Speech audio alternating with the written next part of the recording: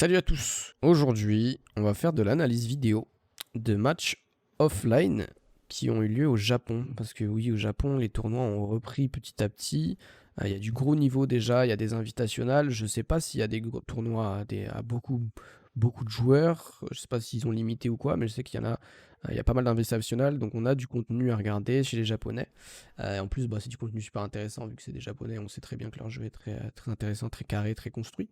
Et aujourd'hui, ça va être du Zacré Abadango, winner final de l'Eastern Powerhouse Invitational. Voilà. On va voir comment ça va se passer. Ça va être Palu contre Joker. Allez, c'est parti. Ouah, on est chill ici ou pas? Le petit saxo. Donc, le début. Zacré qui reste safe ici. Abadango qui court et qui va pour son combo starter. On voit en plus que là, Abadango a vraiment été à fond dans son commit, c'est-à-dire qu'il a pas, il s'est pas dit ouais il va juste shield, il s'est dit ok je pense qu'il va shield dans une zone en défensive, donc au lieu de grabber ici, il a couru, on va voir là, hop, il continue de courir, il continue de courir, il continue de courir, et là il le grabe, plein dans l'animation. Au final, Zacré qui se fait avoir sur son dashback, donc sur son RPS 2, on va dire le RPS 1 ça a été shield contre rien, le RPS 2 ça a été dashback contre grab, au final il l'attrape. Là Abadango qui est vraiment allé très loin dans son commit. Mais ça il était sûr que si Zacré est défensif, il va se faire avoir là. Donc ok, combo starter. Zacré qui décide d'air dodge dans tous les cas. Pour sortir de cette situation là, Zacré il avait le choix entre sauter, soit in, soit out, soit neutre, ou descendre en attaquant en air dodge. La dash attack couvrait littéralement toutes les options de descente directe. Et même si Zacré sautait, la dash attack a pas beaucoup de lag, donc Abadango serait pas fait punir directement derrière. Donc cette dash attack là, elle était très bien placée. Surtout qu'en plus,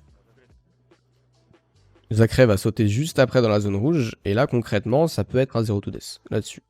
Donc c'est peu probable, on va dire, parce qu'il faut qu'il ride la trajectoire, puis après la reco, mais c'est vraiment possible. Genre, c'est pas un truc qui va jamais arriver, ça va arriver de temps en temps de mourir 0 to death là-dessus. Hop, zone rouge, on a vu la trajectoire full in de Zacré. Abadango qui connaît cette trajectoire et qui va mettre une hitbox dans l'intersection. Et là, il n'y a plus de saut de la part de Zacré. Donc là, Abadango n'aurait jamais dû faire ce qu'il vient de faire là. Il aurait pu juste attendre. Donc là, hop, Zacré plus de saut. Nair, donc son air là, au lieu de le faire off stage, je sais pas pourquoi il a fait ça, il aurait dû le faire comme ça et atterrir ici. Et là, Zacré se serait retrouvé ici, Abadango se serait retrouvé ici, et là, il a littéralement une chance sur 2 de mourir. Là, concrètement, Zacré n'a plus d'options, donc c'est littéralement une chance sur 2 de mourir. Si jamais il air dodge, il attend l'air dodge, il tape, s'il fait rien et qu'il a tapé, il se fait avoir. Donc là, ce qu'il aurait dû faire à bas, c'est rester là et tenter le 50-50 entre guillemets. La plupart des gens, en plus dans cette situation-là, ils vont paniquer et faire une option. Donc ce qu'il aurait dû faire, c'est juste faire un petit full up comme ça, un short up comme ça. Il voit ce qui se passe et il punit l'air dodge très probable de Zacré. Donc là, genre, il pouvait faire soit air dodge directionnel direct, soit air dodge normal là, soit ne rien faire et après up B, etc. Dans tous les cas, il devait passer dans cette zone-là, et la plupart des gens, ils paniquent et ils font une option de désavantage. Donc s'il était resté là, il aurait pu punir l'option de désavantage gratuitement, et ça aurait été le 0 to death. À la place, il va aller vers un upper gros commit, qui n'a pas beaucoup de reward comparé à un backer qui aurait pu tuer, puisque le upper, même s'il le touche, Zacré va reset le neutral gratuitement. Donc là, il a perdu son avantage là-bas, et il va certainement se faire reverse à cause de ça. Tout ça parce qu'il a fait un très mauvais drift sur le nerf ici.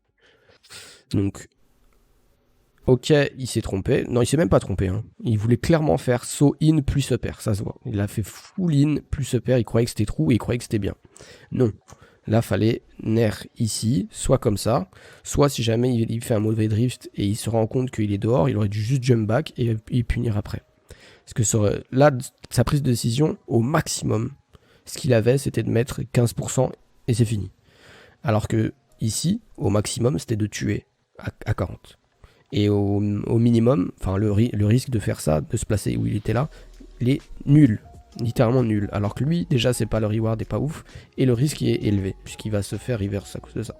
Et élevé, peut-être pas élevé non plus, mais le risque en tout cas, c'est de se faire reverse. Là, il avait 0, donc ça va, mais voilà, il se prend 24% à cause de ça, les trap. Voilà, tu vois. Regardez-moi ça, Zacré. Est-ce qu'il va faire saut, double saut, upper là? Non. Lui, il reste là. Trajectoire de à bas. Il attend. Il reste safe. Il couvre un truc. Il voit que ça marche pas. Option défensive. Et il punit. Voilà. La différence entre les deux joueurs déjà se ressent dans la première interaction. Hop, il fait semblant, il reste safe. Regardez cette façon d'edgeguard. Il choisit une option et il se débrouille pour atterrir là, puisque il n'aura rien à perdre à faire ce qu'il fait. Hop, voilà.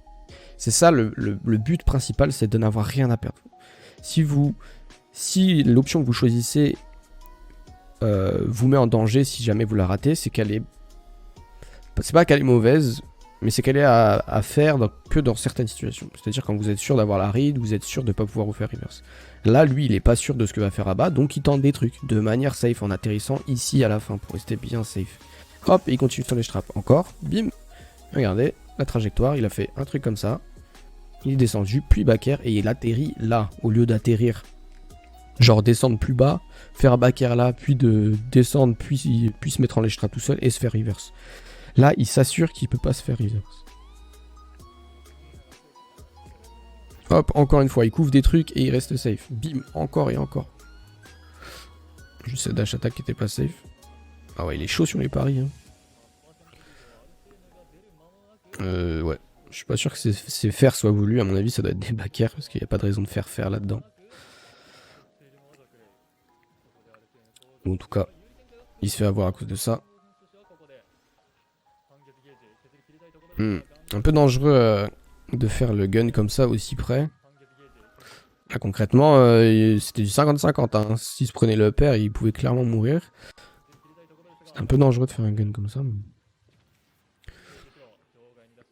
Ok, encore situation de edgeguard. Il y va pas. Il reste safe. Et il tente des trucs en restant safe. Et encore une fois, regardez cette façon de commit de Zacré. Il fait souvent ça. Donc, il a tenté quelque chose.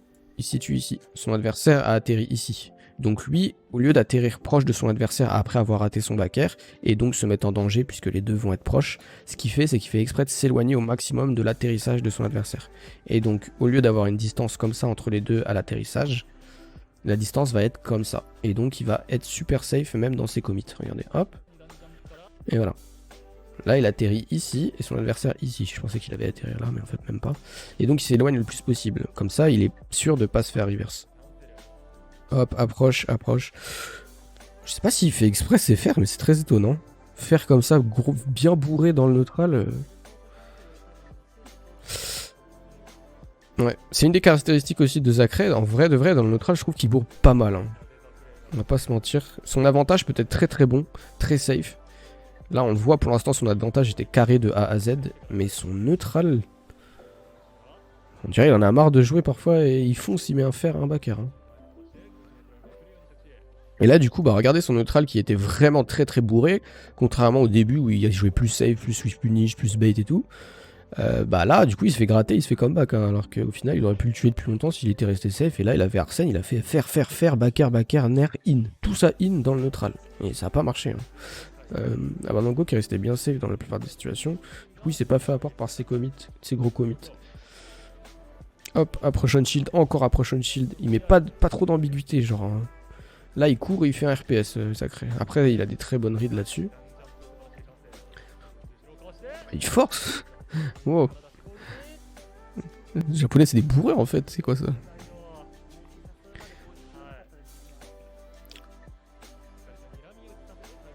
Par contre, encore une fois, hein, son avantage. Hein.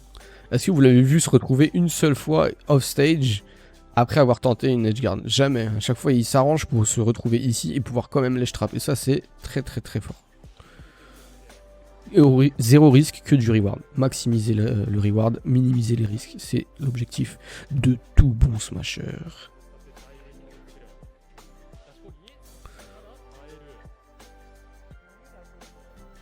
Hop, il reste safe. RPS 1. J'ai l'impression qu'il punit également beaucoup le RPS 1. Sacré, regardez, hop. Il va très rarement attendre ce qui se passe après. En tout cas, pour l'instant, on va voir si au sud de la game, il va s'adapter. Mais dans cette game-là, ça bourre beaucoup. Hein.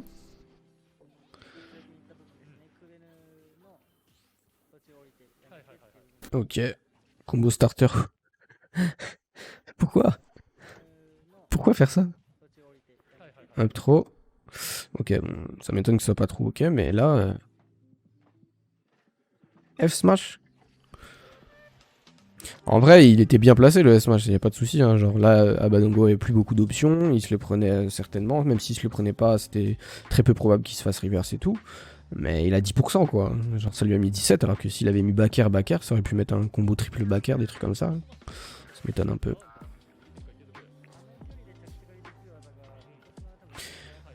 Ouais. Ouais, vraiment, il force les interactions au corps à corps là, Zachary. Hein. Il veut pas, il prend pas ses distances, il fonce et il choisit une option. Après, il les mix-up très bien. Il sait très bien jauger les risk reward dessus. Vraiment, il peut pas d'ambiguïté lui. Hein. Les drift out, faut pas lui en parler. Hein. Dans le neutral, on dirait. Ok. Son ambiguïté, il la met surtout dans sa façon de choisir ses options, mais pas trop dans ses mouvements et ses drifts. Mais c'est quand même difficile de savoir ce qu'un joueur comme ça va faire dans le neutral s'il varie très bien. Et lui, il varie très bien. C'est un style de jeu. Comme un autre. Ouais, son attentage par contre est très carré. Vraiment, il overextend presque jamais. Il reste bien safe. Ouais, voilà, ça c'était super. Ça c'était incroyable comme phase en vrai. C'est bête, mais hop! Savoir que tu sais pas trop ce qui peut se passer, quelle option il va faire. Donc t'attends et tu punis derrière. Malheureusement, ça roll. Je sais pas s'il a voulu punir la spot dodge ou la roll. Mais en tout cas, c'était juste un problème de timing. Mais il a bien fait semblant qu'il ait attaqué au final, non. Wouah, qu'est-ce que c'est que ça? Backer, dash attack, grab, dash attack, dash attack. Alors là, qu'est-ce qu'il faisait Abandongo? Il danse? Attends. attends, j'ai mal vu là. Puis là, Abandongo, il est là. Il roll, dash in, dash back, dash in, dash back. Ok, c'est la pression. C'est la grande finale, enfin c'est la winner finale. Les joueurs ont la pression, ça tape. Hein. Ouais, encore une fois, Zachary. Incroyable ces phases d'edge guard. Regardez comment il space trop bien pour toujours atterrir sur le terrain. Et après mettre la pression. Il a forcé l'erreur. Là, il est obligé de air dodge directionnel. En vrai, il n'était pas obligé d'air dodge directionnel. Il aurait pu faire air dodge normal. Ouais. Vu qu'il est air dodge directionnel, il a vraiment beaucoup de lag. Et il se fait punir derrière. Zachary très bien joué. Abandongo un peu moins bien. Je comprends pas certains trucs. Ok. Donc ça, c'est très bien de base. Regardez. Il est corner, c'est pas parce qu'il est corner qu'il veut rejoindre le terrain et qu'il a peur et tout. Regardez comment il reste bien safe. Hop, je suis corner, toi tu vas venir. Bah moi je me casse. Et après je reviens. Et regardez là. Hop. Il était un petit peu en retard sur son truc. Mais ouais, il a bien été... il a bien esquivé la situation. Très bien vu de la part de là-bas ça. Hop. Air dodge, back air. C'était super stylé. Très bien vu. Il fait semblant. Ouais, l'avantage de Zachary par contre. Hop, je fais semblant que je shield. Et non, regarde, je me casse et je te punis derrière. Incroyable.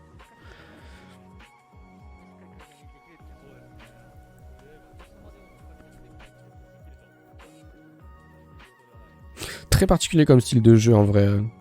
C'est la première fois que je vois un joueur qui est de Joker, qui est très agressif comme ça, mais qui arrive à mettre énormément d'ambiguïté dans son agression. Et ça, c'est très difficile.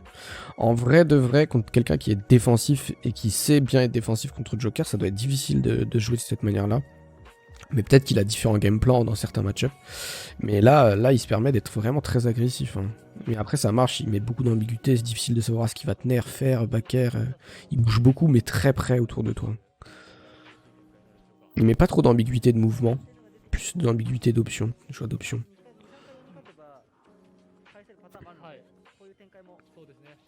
Ouais. Par contre, toujours RPS 1. Direct, lui, il veut toujours te punir direct, on dirait. Bim, il se fait avoir à cause de ça. La zone rouge, en plus. Bon, après, c'était une zone rouge très haute. Mais on connaît la trajectoire. Là, Abandongo, au lieu d'aller vers, encore une fois, un gros commit, ce qui ne marchera clairement pas, Il aurait dû juste rester là, se mettre peut-être ici, ou en tout cas dans cette zone-là, pour punir l'atterrissage. Là, il commit pour rien, hein, Batango. Il se fait reverse en plus. Oh, oh c'est triste. Deuxième fois, qui se fait reverse salement. Ah non, c'est... Il faut pas, monsieur. Il faut regarder les vidéos. Donc, on va recommencer. Abadango casse sa face d'avantage. Bim. Bim. Ok. Là, il se met derrière. Il reste safe. Zacré rate un truc. Là, c'est fini. Là, c'est fini. Il n'y a rien de trou, genre. Si c'était trou, d'accord. Mais c'était pas trou, pas ambigu. Du coup, saut, double saut, bah hop, tu vas te faire reverse, mon pote. Tu vas te faire reverse, mon pote. Hop. En vrai de vrai, non, il a atterri avant. Mais il n'était pas non plus disponible pour faire ce qu'il veut. Il n'était pas bien positionné. Il était ici alors qu'il faudrait mieux être ici. Et du coup, bah justement, il a voulu se repositionner pour être là. Et pendant son repositionnement, bah il s'est fait avoir. Et là, ça aurait pu être la mort directement. Au final, ça va l'être, mais indirectement. Par contre, je crois que j'ai jamais vu quelqu'un qui a une qualité d'edgeguard aussi fort. C'est incroyable là, ce qu'il nous propose en edgeguard. C'est pas forcément qu'il va toujours réussir son edgeguard, hein. Clairement, il l'a raté pratiquement la moitié des fois, voire plus. Mais c'est la qualité de comment il fait son edgeguard en fait. Même en ratant, ça se voit que c'est bien fait. C'est incroyable. J'en connais un qui devrait s'inspirer de ce genre d'edgeguard. Nassim. C'est une de ses forces, mais c'est également une de ses faiblesses parce qu'il va tout le temps edgeguard et il se fait reverse tout le temps. Et c'est embêtant. J'aime pas voir ça en plus. Alors, ok, tu me tues une fois sur deux, mais l'autre fois tu vas mourir. C'est quoi une flip de fou? Alors que là, l'edgeguard de Zacré, c'est 100% de reward. 100% de reward. Ah, Badango qui se fait beaucoup reverse. Hein. Oh là là. Regardez la différence de qualité des edgeguards. En vrai, il est pas nul là-bas, Badango. Hein. Mais je sais pas, ça me fait trop rire.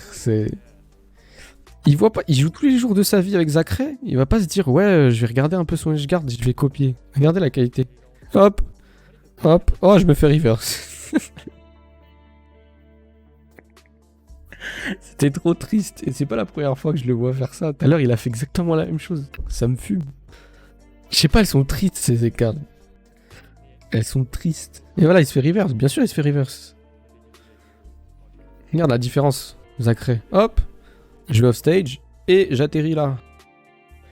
Et donc, pas de reverse. En vrai, il aurait pu se faire reverse parce qu'il a fait le down tilt en trop, mais... Il va se prendre 40% sur un reverse comme ça. Sur une qualité d'edgeguard. Oh non, mais il est trop chaud, c'est pas possible, il fait ça constamment. Je vais copier.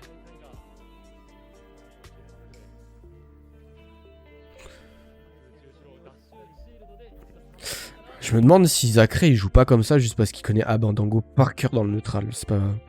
son neutral il m'étonne de fou. Il fait que de la tentative de read, pas forcément safe, bourré. Et Abadango il a l'air noyé de fou. Hein. Juste il mix up excellemment bien. Pas mal la phase d'Abadango là. Yes, il se fait pas reverse. Don't get reverse challenge. Alors comment il a eu cette petite phase? Ok. Logique. Il a forcé le shield. Le petit combo. Ok, ça, voilà. Là où tout à l'heure on a vu faire son air et après il atterrit là. Bah là on le voit, il fait son air et il atterrit là. Et là ça c'est bien, ça permet de continuer le combo. Voilà, exactement ça. C'est exactement pareil que la première situation de la première game dès le début. Donc là, c'est ce que j'avais dit, dans ces situations-là, la plupart du temps, il faut juste faire une feinte parce que les gens ont peur, ils vont faire une option défensive. Donc tu fais soit un full up, soit un short up en feinte. L'adversaire va faire l'erreur et après tu la punis. Exactement, voilà, ça c'était bien.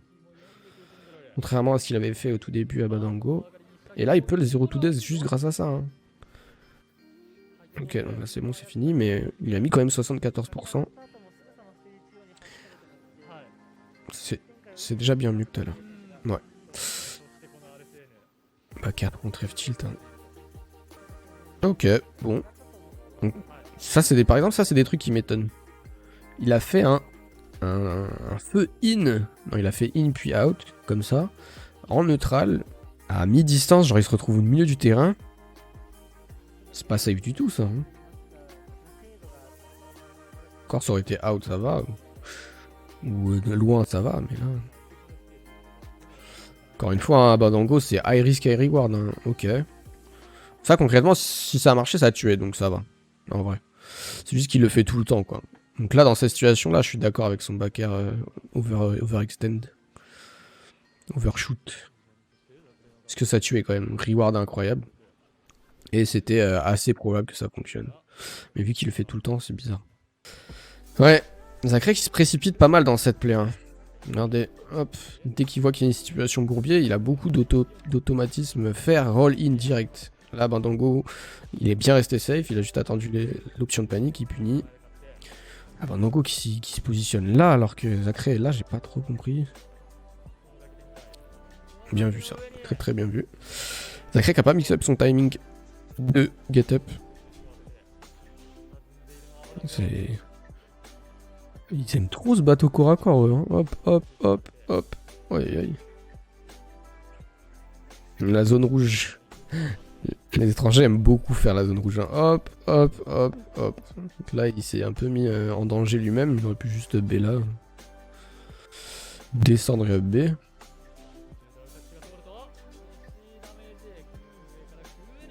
Aïe, aïe. Et encore une fois, hein, c'est trop, stop. Arrête-toi. Là, fallait s'arrêter. Donc. Hop, ça c'est bien, ça c'est bien, ça c'est bien, ça c'est bien, puisque tout ça est trou. Mais là, il n'y a rien de trou. T'es ici, ton adversaire est ici.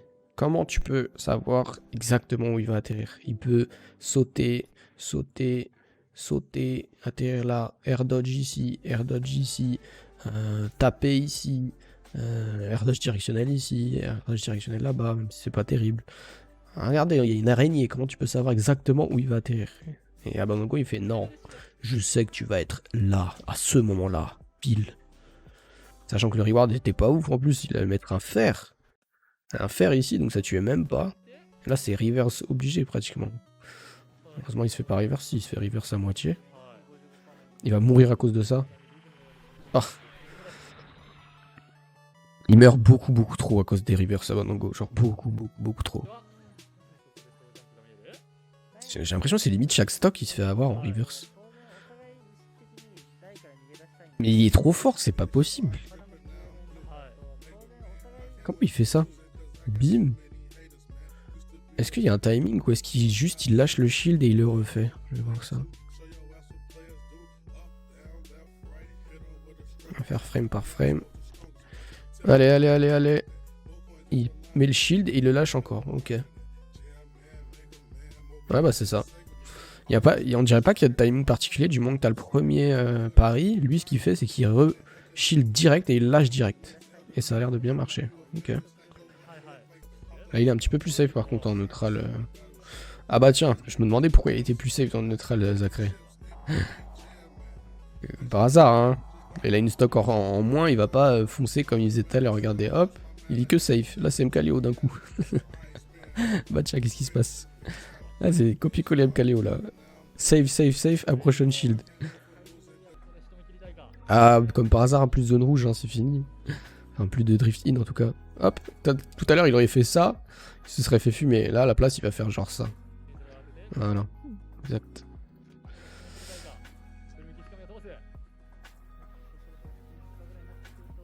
Et là, il reste safe, hein. Bizarre l'ambiance. Quand il veut gagner, c'est plus pareil. Quand il est en danger. Ouais, du coup, c'est pour moi, je pense qu'il joue comme ça, en mode bourrin, juste parce qu'il connaît Bandango par cœur, il sait qu'il va gagner, il sait ce qu'il faut faire pour gagner. Et je pense qu'il jouerait plus comme ça, là, s'il jouait contre quelqu'un qu'il connaissait moins. Plus safe, plus patient. Ouais.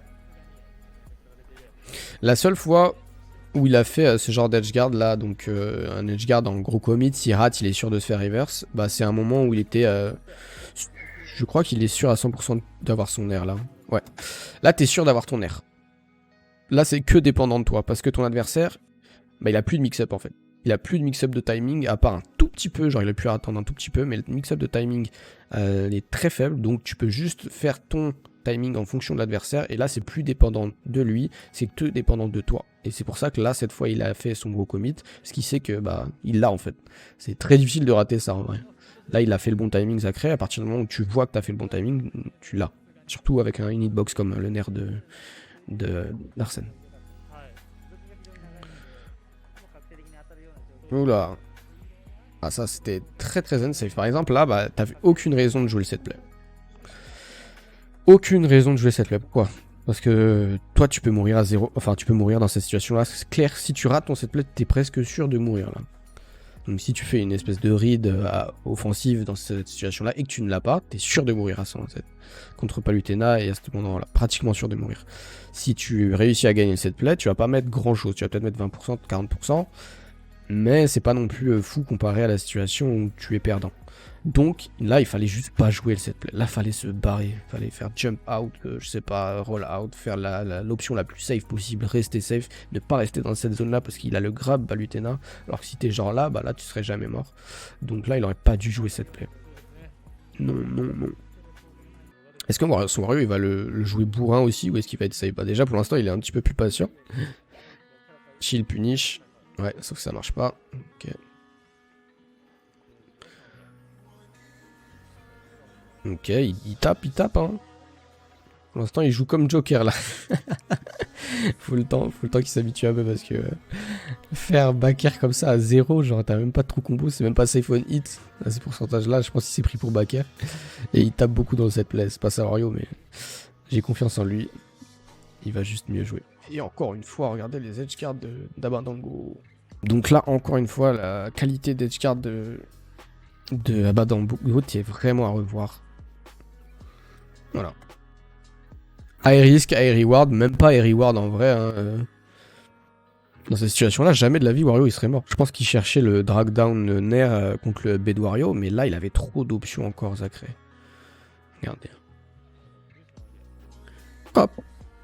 Là il a encore son saut, hein, Sacré, donc il peut faire ce qu'il veut. Il peut sauter là, il peut attendre et aller là, il peut attendre et ressauter puis up B, il peut se up B directement. Non, il fait ce qu'il veut là, Sacré. Et Abadango il y va quand même. Et t'es sûr de te faire reverse tu rates, mais genre sûr à 100%. Donc là, il n'y a aucune raison de faire ce qu'il a fait, Abadango. Hop, là, il le conditionne.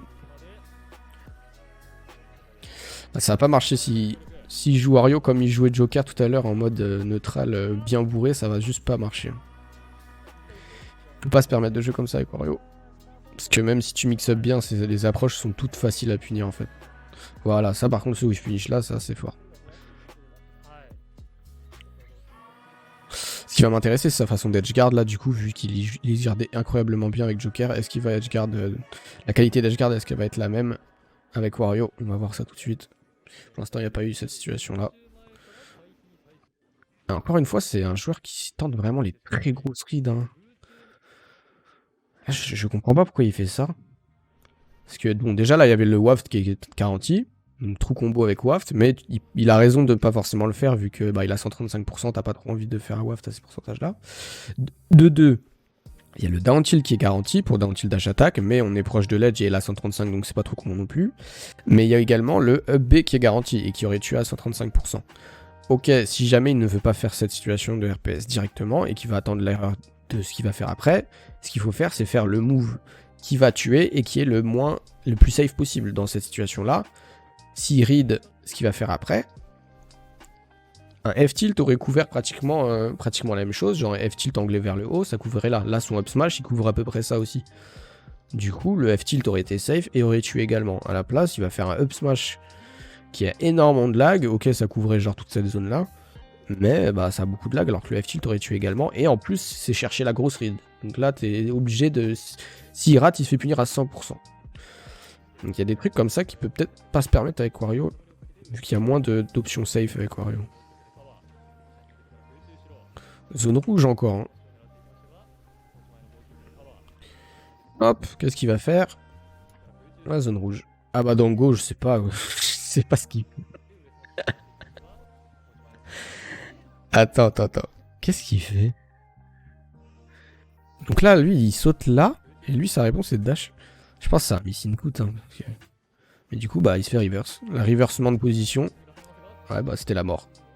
Il est trop chaud pour Paris, par contre. Ouais, encore une fois, les edgeguards, hein, on connaît. Ouais. Aucun risque dans les edgeguards de... Oh, bien vu ça, très bien vu. Aucun risque dans les edgeguards de Zacré. Là, il est carré. Très chaud.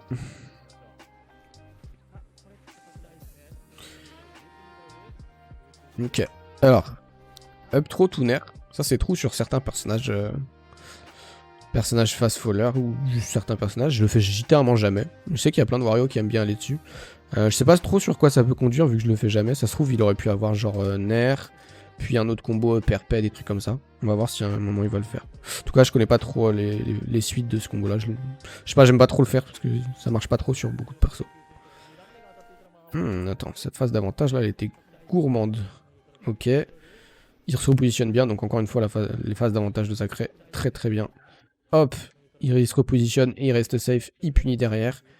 Il couvre un truc, il reste safe. Il couvre un truc, il reste safe. Il fait que ça. Hein. Et là, bah hop. Très bien vu cette phase d'avantage. Oh. Ces phases d'avantage, c'est reward limite. Ouais. Et là, bon bah c'est... Ah bah dans le coup qui se fait encore une fois reverse. C'est vraiment la partie... C'est un monde différent, l'avantage de Zacré et d'Abadango. Abadango, il se fait reverse limite une fois sur deux sur son avantage, alors que Zacré, très rarement, et les seules fois où il se fait reverse, c'est vraiment très peu.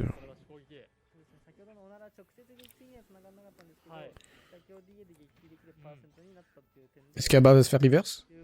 Oh, oui. Je pensais pas, là, j'avais espoir. Et en fait, si, il se fait encore reverse. Aïe, aïe, beau. Ok. Ah, il s'est fait... il s'est fait reverse, là, Zacré. J'avoue que ce backer, il fait...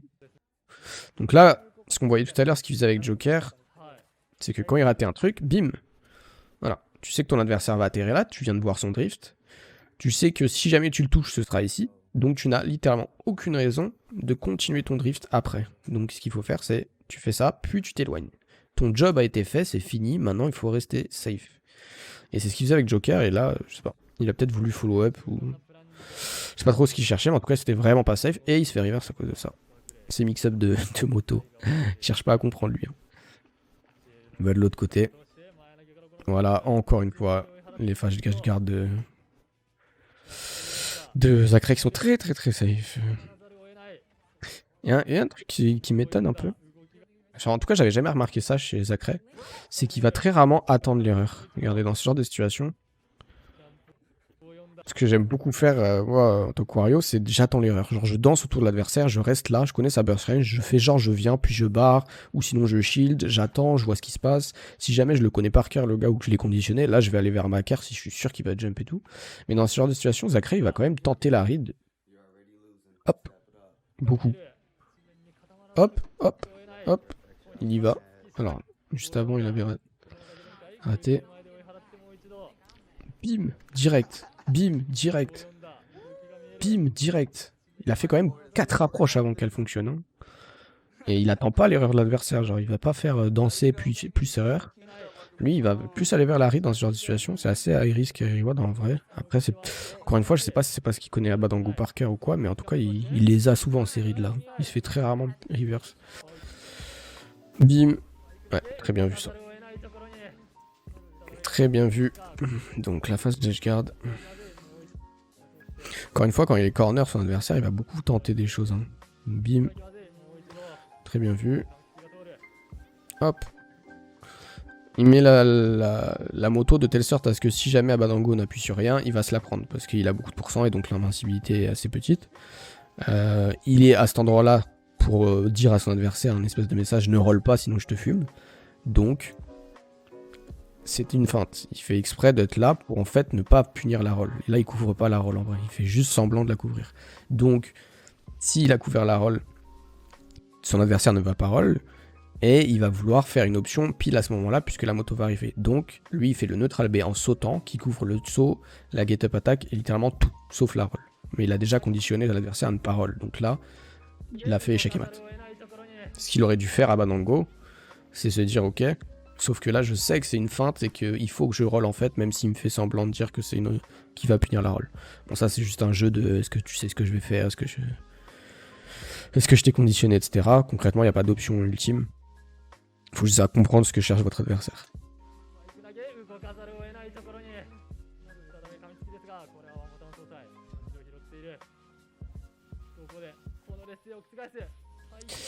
Ça m'étonne un peu, hein.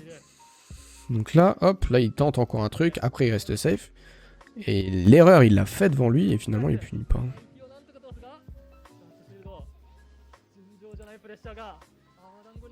Il a du mal à tuer là. Ah ben Dango il arrive pas à tuer, ouais. Il arrive pas à tuer Zacré. Ok.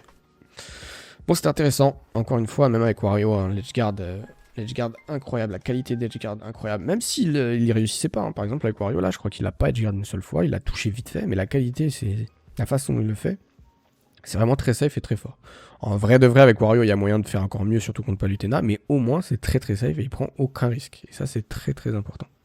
Ce qui a fait vraiment la différence, bah, c'est cet avantage de safe de Zacré. Là, à Bandango, son avantage c'est reverse une fois sur deux, j'ai l'impression. Alors que Zacré jamais, ou très rarement, et c'était des petits reverse, il mourrait pas pour ça. Je crois qu'il est jamais mort sur un reverse, alors que Zacré est mort une fois sur deux sur un reverse. Le neutral était un peu...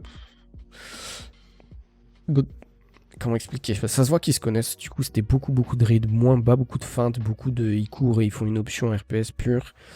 C'était plus en face de Zacré, il avait plus de read, du coup c'était plus lui qui gagnait l'avantage. Au niveau du désavantage, je trouve que c'était plus ou moins pareil. Zacré faisait vite fait des meilleurs mix-up, mais personne faisait particulièrement fumé. Juste Zacré, bah, il restait beaucoup plus safe dans son avantage à lui, et c'est ce qui a fait vraiment la différence sur ces matchs-là. Le reste c'était plus ou moins even, on va dire. Mais ça c'était flagrant, hein. Son edgeguard ou son avantage au sol, c'était incroyable. Et bon bah, le résultat s'ensuit. 3-1 pour Zacré. Voilà, c'était un set intéressant. Très intéressant, j'avais jamais remarqué que Zacré jouait de cette manière-là. Pourtant j'ai regardé plusieurs de ces sets. Peut-être parce que c'était pas contre des gens qui connaissaient, donc ils jouaient différemment, ou juste bah j'avais pas remarqué ça. Mais ouais, là sa qualité d'edgeguard m'a impressionné. Et le fait qu'il soit aussi agressif en neutral aussi, ça m'a un peu étonné. Enfin bon, on verra d'autres vidéos de lui, d'autres replays sur des match-ups, sur des personnes plutôt qui connaissent moins, pour voir s'il joue également aussi agressif ou s'il reste un peu plus safe. Voilà, merci d'être passé, et à la prochaine. Ultimate Wanted League, you can come as you are. We'll welcome you with open arms, with quality over the top. May our voices be heard loud, may our neighbors hear us out. Yeah, take a seat and grab a drink, watch our players make us proud. Or show us your dazzling moves, grab the controller.